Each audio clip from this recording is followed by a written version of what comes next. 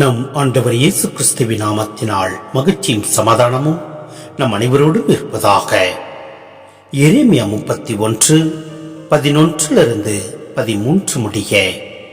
ஏனெனில் யாக்கோப்பை ஆண்டவர் மீட்டார், அவனிலும் வலியவன் கையில் நின்று அவனை விடுவித்தார்.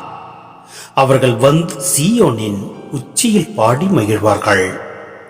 தானியம், திராட்சரசம், எண்ணெய், ஆட்டுக்குட்டிகள், கன்றுக்காளிகள் ஆகிய ஆண்டவரின் படைகளை முன்னிட்டு பூரிப்படைவார்கள். அவர்களது வாழ்க்கை நீர்வளமிக்க தோட்டம் போல் இருக்கும். அவர்கள் இனிமேல் ஏங்கி தவிக்க மாட்டார்கள். அப்பொழுது கன்னி பெண்கள் நடனமாடி களித்திருப்ப, அவ்வாறு இளைஞரும் முதியோரும் மகிழ்ந்திருப்ப. அவருடைய அழுகையை நான் மகிழ்ச்சியாக மாற்றுவேன். அவர்களுக்கு ஆறுதல் அளிப்பேன். துன்பத்திற்கு பதிலாக இன்பத்தை அருள்வேன். சிந்தனை: இறைவன் இஸ்ரேல் மக்களோடு செய்து கொண்டது ஒப்பந்தம் அல்ல, அது உடன்படிக்கை. இஸ்ரேல் மக்கள் உடன்படிக்கைக்கு எதிராக செயல்பட்டதால் உடன்படிக்கை மீறப்பட்டதை தவிர முறிக்கப்படவில்லை.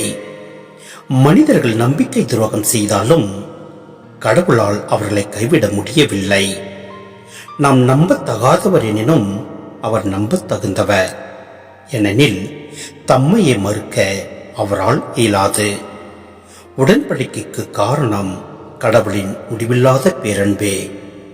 கடவுளுக்கும் இஸ்ரேலுக்கும் இடையே உள்ள உறவு தந்தை பிள்ளை, ஆயன் மந்தை உறவை போன்றது.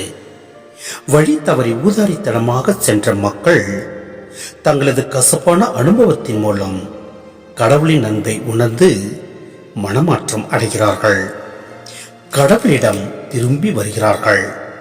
அவ்வாறு நாமும் நம் ஆண்டவரிடம் திரும்பி செல்கையில் நம் அழுகை மகிழ்ச்சியாக மாறும். நமக்கு ஆறுதல் அளிப்பார். துன்பத்திற்கு பதிலாக இன்பத்தையே அருள்வார். ஆமேன்.